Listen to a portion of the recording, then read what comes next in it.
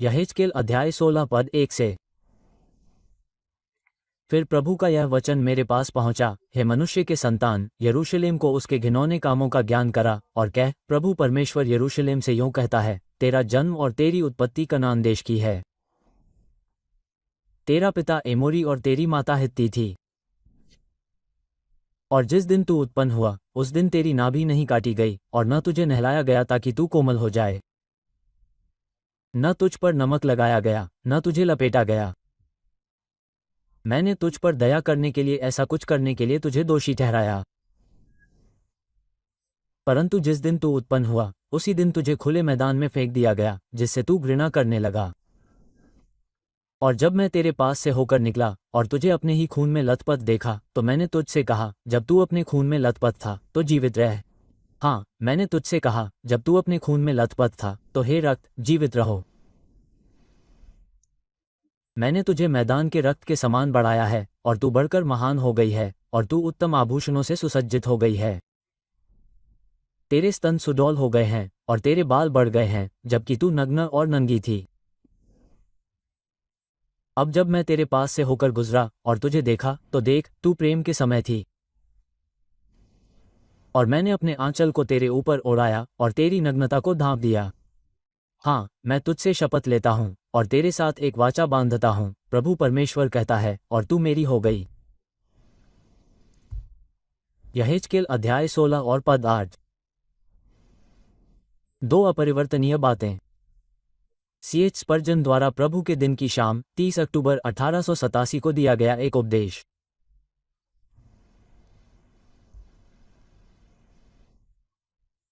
पिछली गर्मियों में मैं गांव में एक छोटी यात्रा पर गया क्योंकि मुझे उस क्षेत्र में प्रचार करने और जाने का अवसर मिला जहां मैं एक छोटे बच्चे के रूप में रहा और जहां मैंने बाद में अपने कुछ स्कूली दिन बिताए। मेरे लिए सब कुछ बहुत ही दिलचस्प था। ये किसी भी अजनबी के लिए उससे कहीं ज्यादा दिलचस्प हो सकता था जो उस जिले में रहता था। अब मैं चाहता हूं कि आप में से कुछ, खास तौर पर आप जो प्रभु से प्रेम करते हैं, अपने शुरुआती दिनों के बारे में सोचें जब आप अनुग्रह में बच्चे थे। मैं उससे भी पहले आपके आध्यात्मिक जन्म के समय के बारे में बताता हूं। वे पहले घंटे जब आपका अपने प्रभु के प्रति प्रेम सच्चा और उत्कट था और आपके आसपास की हर चीज ताज़ा, उज्ज्वल और आनंदमय थी। आत्मकथाएं आमतौर पर दिलचस्प होती हैं अगर वे आत्मकथाएं हों। कहने का मतलब है, अगर व्यक्ति के जीवन की घटनाओं को सही ढंग से बताया गया हो। लेकिन मुझे लगता है कि किसी भी व्यक्ति के लिए सबसे दिलचस्प जीवनी उसकी अपनी जिंदगी होती है। उस किताब को शेल्फ से उतारें और उसे देखें। आप कहते हैं कि आपने डायरी नहीं लिखी है, ठीक है, शायद नहीं, लेकिन आपकी याददाश्त में एक होगी। आपने पीप की डायरी या एवलिन की डायरी पढ़ी होगी। वे दिलचस्प हैं, लेकिन मैं चाहता हूं कि आप अपनी खुद की पढ़ें। यादों की किताब के पन्ने पलटें और उन पहले समयों के बारे में सोचें जब आपने उद्धारकर्ता को खोजा और पाया। जब आपने पश्चाताप किया, जब आपने विश्वास किया, जब आपने खुद को प्रभु के प्रति समर्पित किया। यीशु ने जब तुम्हें अपना बनाया और तुमने उसे अपना बनाया।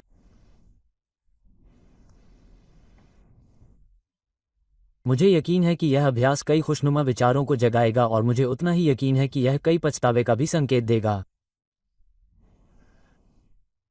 लेकिन खुशी आपके लिए अच्छी होगी अगर यह आपकी कृतज्ञता को जगाए और पछतावा आपके लिए अच्छा होगा अगर यह आपकी पश्चाताप को गहरा करे। मैं चाहता हूं कि आप कुछ समय के लिए पीछे जाएं और सोचें कि भगवान ने आपके लिए तब क्या किया और उसके बाद से उन्होंने आपके लिए क्या किया है। आपको इस अतीत को देखने के लिए एक ऐसे अध्याय द्वारा बुलाया जाता है जैसे कि हमारे सामने, जो भगवान का खुद का बयान है कि उन्होंने चुने हुए राष्ट्र के साथ कैसा व्यवहार किया। यह एक दृष्टांत में भगवान की घोषणा भी है कि उन्होंने हमारे साथ कैसा व्यवहार किया है। वो इसे याद रखता है और वह चाहता है कि हम इसे याद रखें, और हमारे पाठ के शब्दों में वह हमें उस वाचा की याद दिलाता है जो उसने हमारे साथ की थी। हाँ, मैं तुमसे शपथ लेता हूँ और तुम्हारे साथ एक वाचा में प्रवेश करता हूँ, प्रभु ईश्वर कहता है, और तुम मेरे हो गए।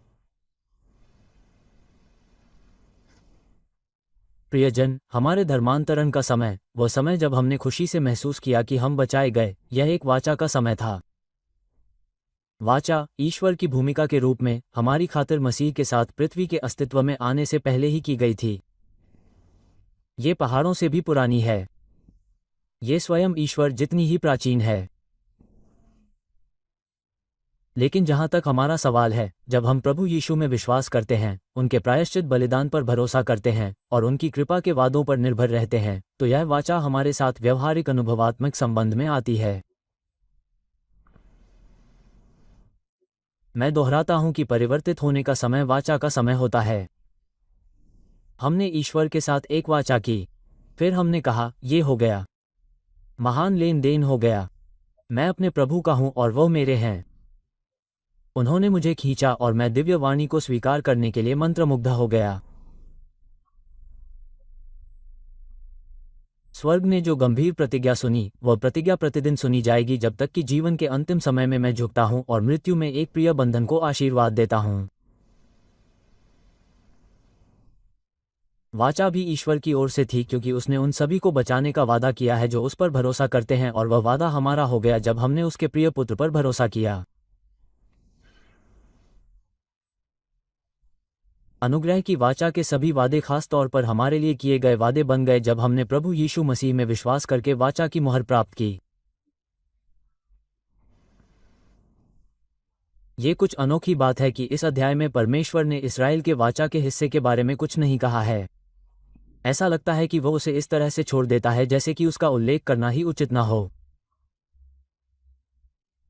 राष्ट्र इसे पूरी तरह से भूल गया था और इसके प्रति इतना बेवफा था कि अध्याय का पूरा जोर इस बात पर है कि परमेश्वर ने क्या किया, उसने वाचा को कैसे निभाया। हालांकि लोगों के पाप उन्हें याद दिलाए जाते हैं, फिर भी प्रभु उनसे नहीं कहते, तुमने मुझसे वाचा बांधी थी। लेकिन वह कहते हैं, मैं तुमसे शपथ लेता हूं और तुम्हारे साथ वाचा बांधता हूं, प्रभु परमेश्वर कहता है, और तुम मेरे हो गए। इसलिए इस समय मैं उस वाचा के बारे में बहुत कुछ नहीं कहूंगा जो तुमने परमेश्वर के साथ की थी। तुम इसे मत भूलना, और यह मत भूलो कि तुम इसे अक्सर भूल जाते हो। आपने ईश्वर से वादा किया था कि आप उनके होंगे और आपने वादा करते समय इसका मतलब भी बताया था। आप जानते हैं कि आप उस वादे पर कितने खरे उतरे हैं। लेकिन मैं खुद को और आपको भी ईश्वर के साथ किए गए वादे को याद दिलाना चाहता हूं। उन्होंने हमारे लिए क्या करने का वादा किया और हमारे लिए क्या किया। इस विचार को अपने मन में बसाएं ताकि हमारे प्रभु के प्रति हमारा प्रेम फिर से बढ़े और हमें लगातार एहसास हो कि हम सचमुच उनके हैं, क्योंकि उन्होंने हमारे साथ एक वादा किया है। तो यहाँ हमारा पाठ है। हाँ, मैं तुमसे शपथ लेता हूँ और तुम्हारे साथ एक वाचा में प्रवेश करता हूँ, प्रभु ईश्वर कहता है, और तुम मेरे हो गए। इस पर मेरी टिप्पणी सबसे पहले ये होगी कि यह एक वाचा थी जो स्वेच्छा से की गई थी। दूसरी बात, यह पूरी तरह से प्रेम की वाचा थी। तीसरी बात, यह एक सबसे पक्की वाचा थी। और अंत में, मैं आपको यह दिखाने की कोशिश करूंगा कि इस वाचा के बहुत ही अनुग्रहकारी परिणाम हैं। सबसे पहले, यह एक वाचा थी जो स्वेच्छा से की गई थी। संदर्भ हमें बताता है कि जिस बच्चे के साथ परमेश्वर ने वाचा की थी, उस पर किसी का दावा नहीं हो सकता था। यह एक ऐसी वाचा थी जिसे उसने अपने प्रेम की महानता के कारण स्वयं अपने सुझाव पर की थी। क्योंकि इस्राएल राष्ट्र, जिसके बारे में वह बात कर रहा है, के वंश में ऐसा कुछ भी नहीं था जिससे ये पता चलता हो। प्रभु कहते हैं, तेरा जन्म और जन्म कनान देश का है, तेरा पिता एमोरी था और तेरी माँ हित्ती थी। उद्धरण चिन्ह। फिर भी यहोवा ने उस लोगों के साथ वाचा की। और अब, यदि आप अपनी वंशावली को देखें, तो आप में ऐसा क्या था जो सम्मान के योग्य था या सृष्टिकर्ता को प्रसन्न कर सकता था? कुछ लोग ऐसे हैं जो मानव स्वभाव की भ्रष्टता में विश्वास नहीं करते। यदि मैं स्वयं मानव स्वभाव का एक अच्छा नमूना हूं तो मुझे इसमें विश्वास करना ही होगा। और प्रत्येक व्यक्ति जिसने अपने हृदय का अवलोकन किया है और अपने भीतर निवास करने वाले पाप का थोड़ा भी ज्ञान रखता है, वह जानता होगा कि उसका मूल दूषित है, कि शुरू से ही बुराई और केवल बुराई की ओर झुकाव है। और इसलिए उसके जन्म में ऐसा कुछ भी नहीं है जो ईश्वर की कृपा पाने का हकदार हो।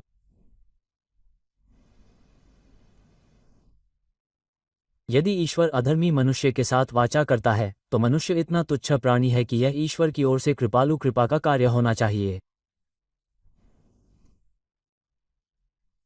लेकिन यदि ईश्वर पापी मनुष्य के साथ वाचा करता है तो वह इतना अपमानजनक प्राणी है कि यह ईश्वर की ओर से शुद्ध, मुक्त, समृद्ध, संप्रभु अनुग्रह का कार्य होना चाहिए।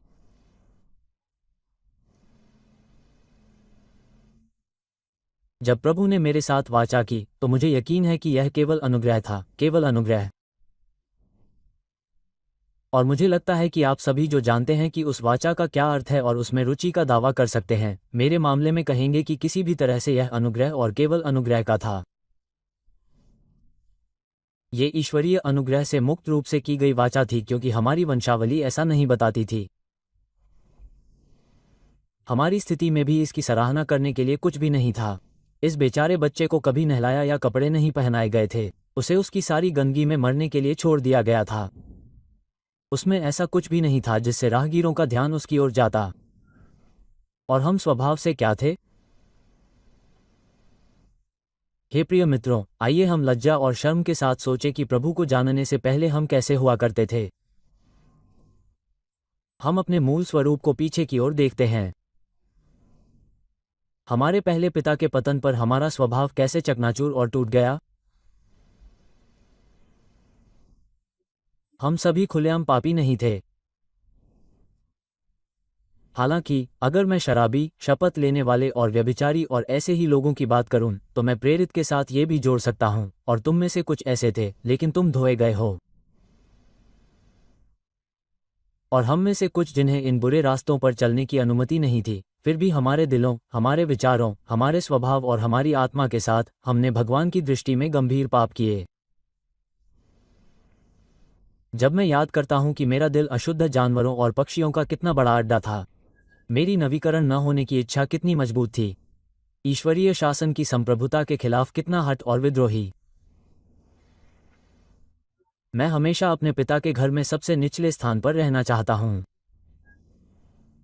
और जब मैं स्वर्ग में प्रवेश करूंगा तो मैं सब संतों में से छोटे से भी छोटे और सबसे बड़े पापियों के साथ जाऊंगा।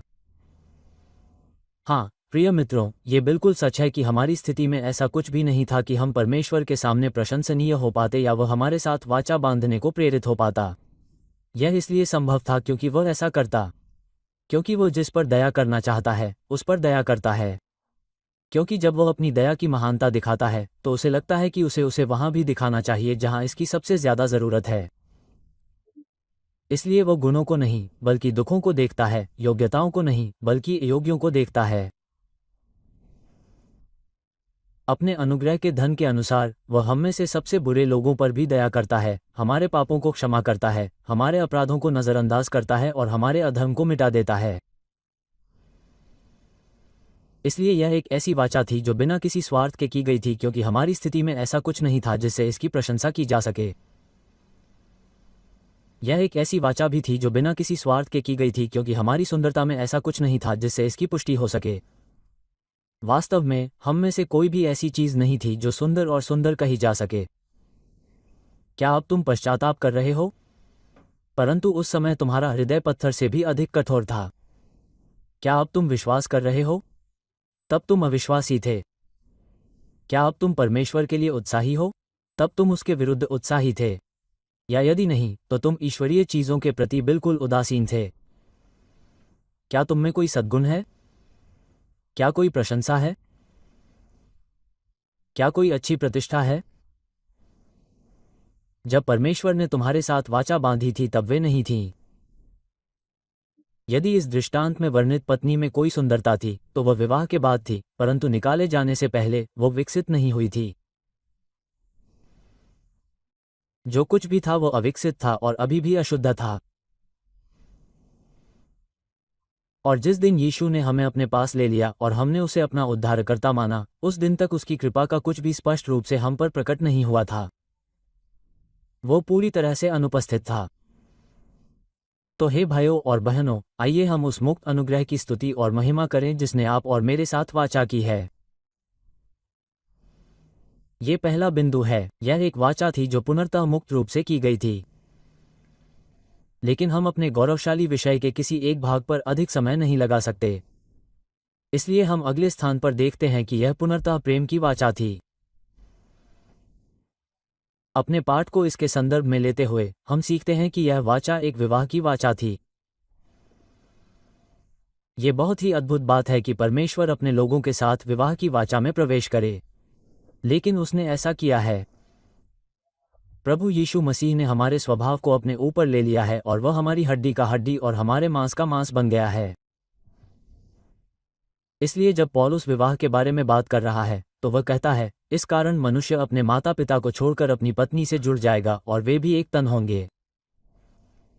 और फिर वह कहते हैं, यह एक महान रहस्य है। लेकिन मैं मसीह और कलीसिया के बारे में बात कर रहा हूं, जिसका अर्थ है कि मसीह अपने लोगों के साथ जुड़ गया है और अपने चुने हुए लोगों के साथ स्वभाव से एक हो गया है।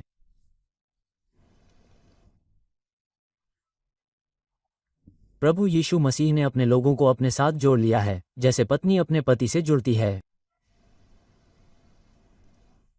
वे एक हो जाते हैं। और इसी तरह मसीह अपने लोगों को अपने साथ एक बनाता है। ये कहना बहुत आसान है, लेकिन इसे समझना और समझना लगभग असंभव है। क्या ये सचमुच ऐसा हो सकता है, मेरी आत्मा, कि तुम ईश्वर के पुत्र से विवाहित हो? क्या ये सचमुच ऐसा है कि वह कहता है, हाँ, मैं तुमसे शपथ लेता हूँ और तुम्हारे साथ एक वाचा में प्रवेश करता हूँ, और वह वाचा एक विवाह की वाचा है जिसके द्वारा उसने अपने सभी लोगों को अपने साथ अपने हृदय में जोड़ा है, अनंत काल तक। अगर आप उस विचार को पकड़ सकते हैं और उसका पूरा आनंद लें। लेकिन इस अद्भुत कृपा के लिए भगवान को महिमा दें। ऐसे प्रेम पर मेरी आत्मा अभी भी विचार करती है। इतना महान, इतना समृद्ध, इतना मुक्त प्रेम। पवित्र आश्चर्य में खोए हुए कहो, हे भगवान, मुझसे ऐसा प्रेम क्यों? Hallelujah, hallelujah. अनुग्रह अनंत काल तक राज करेगा। यह एक वाचा थी जो पूरी तरह से प्रेम से बनी थी। यह उस तरीके से साबित होता है जिस तरह से इसे निभाया गया था। देखिए कि यह कैसे कहा गया है, फिर मैं तुम्हें पानी से धोता हूँ। हाँ, मैंने तुम्हारे ऊपर से खून को अच्छी तरह से धोया और मैंने तुम्हें तेल से अभिषेक किया। मैंने तुम्हें कड़ाईदार कपड़े पहनाए और तुम्हें बिज्जू की खाल से धनका। और मैंने तुम्हें महीन लिनन से कमरबंद किया और मैंने तुम्हें रेशम से धनका। मैंने तुम्हें आभूषणों से भी सजाया। और मैंने तेरे हाथों में कंगन पहनाए और तेरे गले में एक जंजीर और तेरे माथे पर एक गहना और तेरे कानों में बालियां और तेरे सिर पर एक सुंदर मुकुट रखा। और इसी तरह ये सब प्रेम का एक करार है, क्योंकि ये सब प्रेम के प्रतीक हैं, प्रियतम को प्रेम के उपहार हैं। अब क्या आप पीछे जाकर याद करेंगे कि आपको प्रभु से ये उपहार कब मिले थे? क्या आपको याद है जब आपके कानों में बालियां लटकी हुई थीं? ओह, वो सुनना कैसा था? तब आप प्रचारक पर बड़बड़ाते नहीं थे। जब भी मौका मिलता था, आप उसे सुनने का आनंद लेते थे। आप सुबह जल्दी उठते थे और कड़ी मेहनत करते थे ताकि आधी छुट्टी मिल सके और आप जाकर सुसमाचार सुन सकें। तब आपके कानों में बालियां लटकी हुई थीं। और ओह, आप ईश्वर में कितने आनंदित होते थे जब उसने आपको दिव्य मंजूषा से विनम्रता, धैर्य, उत्साह और प्रेम और सभी कीमती रत्न दिए थे। आपको शायद ही लगता था कि आपके पास वे हैं, लेकिन दूसरे लोग उन्हें देख सकते थे और वे आपको बताते थे कि वे आपके पास हैं। और वे कभी कभी कहते थे, ईश्वर ने अपनी कृपा से आपको कितना सुंदर बनाया है। क्या आपको याद है? मुझे आशा है कि आप उन खुशनुमा पलों को नहीं भूले होंगे जब आपको प्रेम के प्रतीक इतने ताज़ा और बार बार मिलते थे। वो शाम के ध्यान कितने आनंददायक थे। आधी रात को बिस्तर पर बैठकर अपने प्रभु की उपस्थिति का आनंद लेना। वो सुबह की प्रार्थनाएं, वो शांत सैर। ओह, धर्मशास्त्र के कई पाठ कितने अनमोल थे। जब ईश्वर की आत्मा आपके पास आती थी तो आप कितने प्रसन्न होते थे जब वह आपकी आत्मा को यह और वह महान सत्य अत्यधिक सांत्वना के साथ समझाती थी।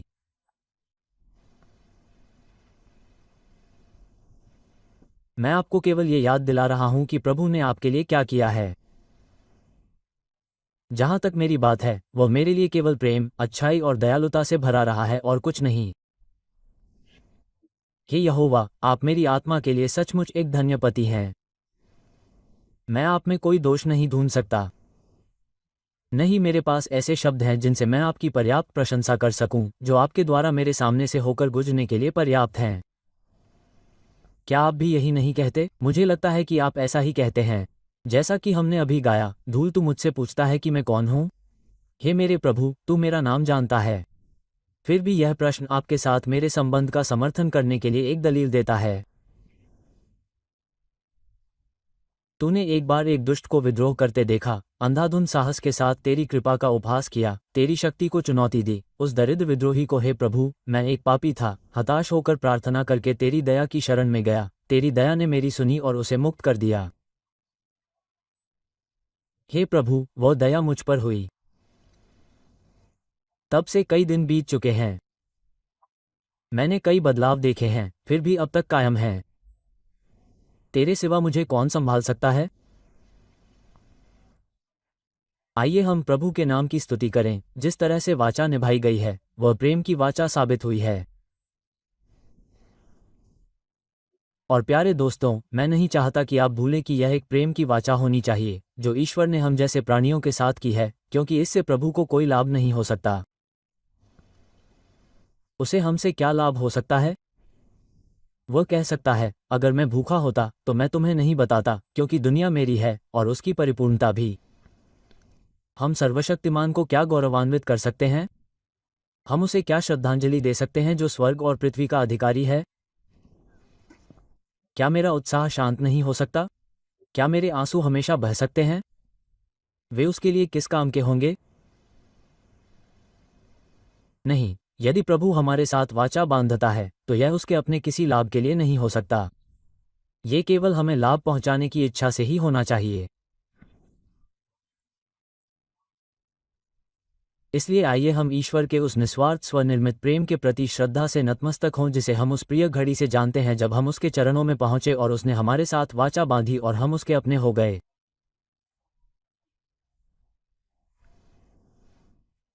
निश्चय ही मैंने इस विषय पर इतना कुछ कह दिया है कि ईश्वर के सभी लोगों के मन में कृतज्ञता के अनेक विचार उत्पन्न हो सकते हैं।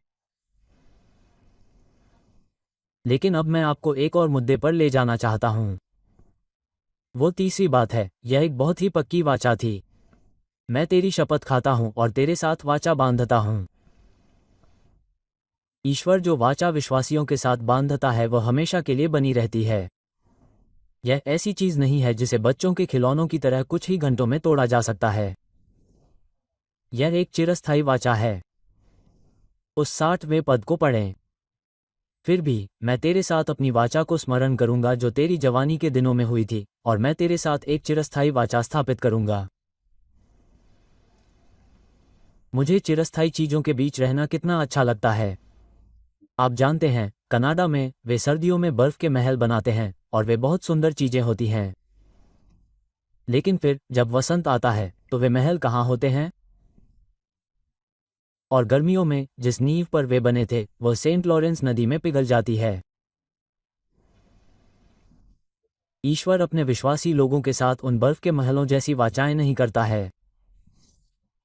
उसकी वाचा सुरक्षित है, हालांकि पृथ्वी के पुराने स्तंभ झुक जाते हैं। यदि ईश्वर ने आपको बचाने का वादा किया है, जैसा कि उसने किया है, यदि आप यीशु पर विश्वास करते हैं, तो वह आपको मृत्यु और नरक से भी बचाएगा। इस पर आप निश्चिंत रहें और दाऊद के साथ कहें, उसने मेरे साथ एक चिरस्थायी वाचा की है, जो हर चीज में व्यवस्थित और पक्की है। यहाँ आराम करने के लिए कुछ है। मैं तुमसे शपथ लेता हूँ और तुम्हारे साथ एक वाचा में प्रवेश करता हूँ। वह चाहता था कि यह बनी रहे, और इस बात के प्रमाण के तौर पर कि वह इसे बनाए रखना चाहता था, उसने शपथ लेकर इसकी पुष्टि की। मनुष्यों के बीच भी जहाँ शपथ होती है, वहाँ सभी प्रश्नों का अंत होना चाहिए। और यदि यहोवा स्वर्ग की ओर हाथ उठाकर शपथ लेता है, तो उसके बाद कौन ये कहने का साहस करेगा कि कोई प्रश्न संभव है? जिस दिन हमने प्रभु यीशु मसीह पर विश्वास किया, उसने मानो हमसे शपथ ली, निश्चय ही मैं तुम्हें आशीर्वाद दूंगा। जो कोई विश्वास करेगा और बपतिस्मा लेगा, वह उद्धार पाएगा। हमें यहोवा के वादे से अधिक किसी चीज की जरूरत नहीं थी। लेकिन परमेश्वर ने प्रतिज्ञा के उत्तराधिकारियों को अपनी सलाह की अपरिवर्तनीयता दिखाने की इच्छा से इसे शपथ द्वारा पुष्ट किया कि दो अपरिवर्तनीय बातों के द्वारा जिनमें परमेश्वर का झूठ बोलना असंभव था, हमें एक दृढ़ सांत्वना मिले जो शरण लेने के लिए भागे हैं ताकि हमारे सामने रखी आशा को प्राप्त कर सकें।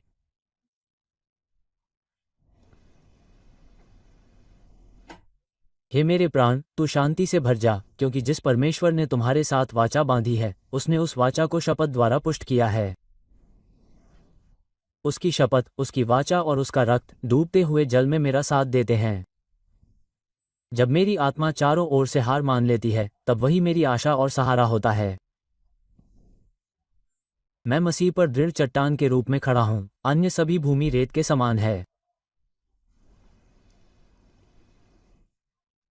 शपथ से भी अधिक दृढ़ वाचा बनाने के लिए मनुष्य बलिदान द्वारा उसे सील करने के आदी थे। उन्होंने हाथ मिलाए और फिर कहा, आओ हम एक बैल को मारें, आइए हम एक मेमने को मारें, और उसका लहू इस बात का प्रतीक होगा कि यह वाचा हमारे बीच बनी है। उद्धरण चिन्ह। अब प्रियजन, तुम जो विश्वास करते हो, तुम्हारे पास अनुग्रह की वाचा को दृढ़ करने के लिए प्रभु यीशु मसीह का बहुमूल्य लहू है, जो एक निष्कलंक और निष्कलंक मेमने का है। परमेश्वर इसे तोड़ नहीं सकता। यदि तुम यीशु पर विश्वास करते हो, तो वह तुम्हें अपने पुत्र के जीवन और मृत्यु की प्रतिज्ञा के द्वारा बचाएगा। यदि तुम सचमुच विश्वास करते हो कि यीशु मसीह है, तो तुम परमेश्वर से उत्पन्न हुए हो। यदि तुम विश्वास करते हो कि परमेश्वर ने उसे मृतकों में से जिलाया है, तो तुम बच जाओगे। यदि तुम केवल उसी पर भरोसा रखते हो, तो वह तुम्हें नहीं छोड़ेगा, क्योंकि उसके पुत्र का बलिदान शाश्वत वाचा बनाता है। जरूर। क्या यीशु के खून को अनंत वाचा का खून नहीं कहा जाता है? और यहाँ हम वाचा को निश्चित रूप से स्थापित होते हुए देखते हैं। मैं चाहता हूं कि आप हमारे पाठ पर ध्यान दें कि वाचा को परमेश्वर ने याद रखा है। वही है जो कहता है, मैं तेरी शपथ खाता हूं और तेरे साथ वाचा बांधता हूं। वो इसे भूलता नहीं है, वो इसे भूलना नहीं चाहता है, वो इसे भूलने का इरादा नहीं रखता है। वह कहते हैं, क्या कोई स्त्री अपने दूध पीते बच्चे को भूल सकती है कि वह अपने गर्भ के पुत्र पर दया न करे? हाँ, वे भूल सकते हैं, लेकिन मैं तुम्हें नहीं भूलूंगा। देख, मैंने तुम्हें अपने हाथों की हथेलियों पर उकेरा है। तुम्हारी दीवारें निरंतर मेरे सामने हैं। प्रभु को वह याद है जो उसने किया था जब उसने शपथ ली थी कि वह अपने लोगों को बचाएगा और जब उसने वाचा को पक्का करने के लिए मसीह को दिया। फिर भी, यह वाचा उसके द्वारा हमेशा के लिए याद रखी जाएगी। मैं वो 60वां पद फिर से पढ़ूंगा। फिर भी, मैं तेरे साथ अपनी वाचा को याद करूंगा जो मैंने तेरी जवानी के दिनों में की थी, और मैं तेरे साथ एक शाश्वत वाचा स्थापित करूंगा। और फिर 62वां पद, और मैं तेरे साथ अपनी वाचा स्थापित करूंगा, और तुम जान लोगे कि मैं प्रभु हूं। उसने नूह के साथ एक वाचा की कि वह फिर से पृथ्वी को बाढ़ से नष्ट नहीं करेगा। और उसने उस वाचा के प्रतीक के रूप में बादल में अपना इंद्रधनुष लटकाने का वादा किया। और उसने आज तक ऐसा किया है। उसने पृथ्वी को जल प्रलय से नष्ट नहीं किया। और उसकी वाचा, जो उसने महान नूह के साथ की थी, जो हमारा सच्चा विश्राम है, अटल है और तब भी अटल रहेगी जब आकाश और पृथ्वी मिट जाएंगे।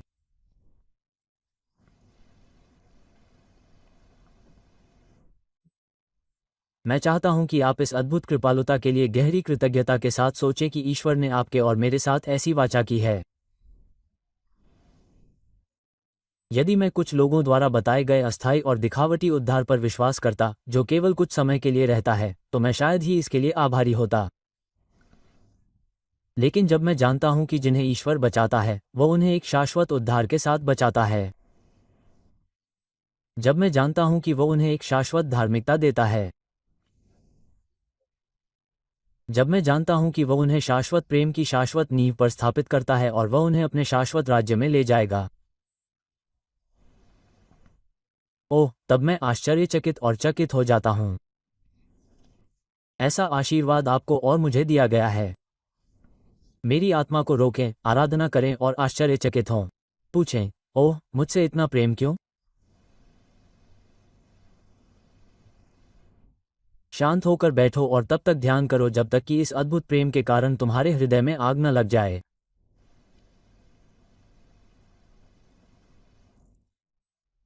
मैं ये कहकर समाप्त करता हूं कि इस वाचा में बहुत ही अनुग्रहकारी परिणाम शामिल हैं। मुझे पाठ को फिर से पढ़ने दो। हाँ, मैं तुमसे शपथ लेता हूँ और तुम्हारे साथ एक वाचा में प्रवेश करता हूँ, प्रभु परमेश्वर कहता है, और तुम मेरे हो गए। उन अंतिम 3 शब्दों को फिर से पढ़ें। तुम मेरे हो गए। प्रियजन, यदि परमेश्वर ने हमारे साथ वाचा में प्रवेश किया है, तो हम प्रभु के हो गए हैं। तुम पहले किसके थे? दुनिया के, तुम्हारे अपने, शैतान के? ठीक है, हम कई दावों से विवाद नहीं करेंगे, लेकिन अब तुम सच में कह सकते हो, हे प्रभु हमारे परमेश्वर, तुम्हारे अलावा अन्य प्रभुओं ने हम पर प्रभुत्व किया है, लेकिन केवल तुम्हारे द्वारा हम आपके नाम का उल्लेख करेंगे। तुम मेरे हो गए। क्या आपको वह स्थान याद है? शायद यह आपका अपना छोटा कमरा था जहां आप एक युवा के रूप में लंबे समय तक प्रार्थना करने और रोने के बाद बैठे थे, और आखिरकार आपको लगा कि यीशु आपके हैं, और आप शांत बैठे थे और आपने खुद से कहा था, हाँ, मैं उनका हूँ। मेरे हर हिस्से को उसने अपने खून से खरीदा है। मैं उसका हूँ। उद्धरण चिन्ह। क्या तुम्हें वो पहले कुछ दिन याद हैं जब तुम कुछ भी करने से डरते थे कि कहीं तुम अपने प्रियतम को दुखी न कर दो? तब तुम वो सब करना चाहते थे जिससे तुम उसे खुश कर सको, जिसके तुम सेवक बन गए थे। मुझे धर्मशास्त्र का एक पद याद है जिसे मैं एक युवा आस्तिक के रूप में अक्सर दोहराता था क्योंकि यह मुझे बहुत प्रिय था। मैं कहता हूं कि तुम भी इसे पसंद करते हो। ये है, बलिदान को वेदी के सींगों तक रस्सियों से बांधो। हमने तब महसूस किया था कि हम पवित्र मसीह हैं। क्या हम अब भी उतना ही महसूस करते हैं? तुम मेरे हो गए ताकि उस विवाह वाचा में लौट सको जिसके बारे में प्रभु बोलते हैं। जब पति ने अपनी दुल्हन की उंगली में अंगूठी पहनाई तो उसने उससे कहा, तुम मेरी हो गई हो। क्या तुम्हें याद है जब तुमने अपनी उंगली पर अनंत शाश्वत वाचा प्रेम की अंगूठी महसूस की थी जिसे मसीह ने वहां रखा था? तुम मेरी हो गई। ओह, वह एक आनंदमय दिन था, एक धन्य दिन, खुशी का दिन जब उसकी पसंद का मुझे पता चला और मैंने अपनी पसंद उसे तय कर दी। प्रियजन, हमें प्रभु के और अधिक होने की आवश्यकता है। जब से हम उसके बने हैं, हम उसके प्रेम और दया के पात्र हैं। उसने हमारे लिए सब कुछ किया है। मैं तुम्हें नहीं बता सकता कि उसने क्या किया है, और नहीं मैं तुम्हें बता सकता हूं कि उसने क्या नहीं किया है। जो कुछ भी चाहा जा सकता है और जिसकी कामना की जा सकती है, वह सब मसीह ने तुम्हारे और मेरे लिए किया है। यहाँ उसने अपनी पत्नी को किस तरह कपड़े पहनाए, कैसे सजाया और कैसे ताज पहनाया, इसकी एक लंबी सूची दी है। यह मुझे 103वें भजन संहिता के उस पद की याद दिलाता है जहाँ लाभों की सूची अपने चरम पर पहुँचती है। जिसने तुम्हें प्रेममयी करुणा और कोमल दया का मुकुट पहनाया है।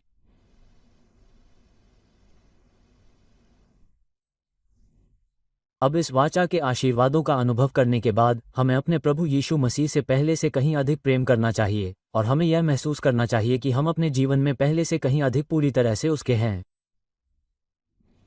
यदि हम ऐसा महसूस करते हैं तो ये हमें वाचा के बंधन को व्यवहारिक रूप से नवीनीकृत करने के लिए प्रेरित करेगा। तू मेरा हो गया। प्रभु ने हमारे लिए जो कुछ भी किया है, उसके बाद हम फिर से उसके हो जाएं। आओ, हम फिर से उसके सामने समर्पण करें। यदि तुम में से कोई अपने प्रभु से फिर गया हो या उससे रूठ गया हो, तो आओ और परमप्रधान के सामने अपनी प्रतिज्ञाओं को नवीनीकृत करो।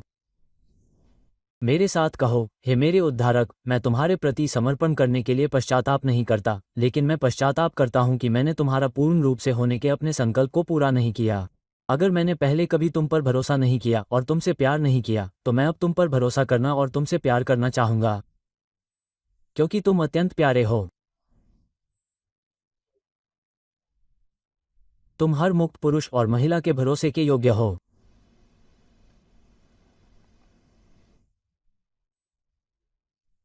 आइए हम सब एक बार फिर अपने उस प्यारे सिर पर हाथ रखें जो हमारे पापों के बोझ से झुका हुआ था, और उस प्यारे चेहरे को देखें जिसने अपनी प्रेम भरी निगाहों से हमारे जीवन को कई बार रोशन किया है।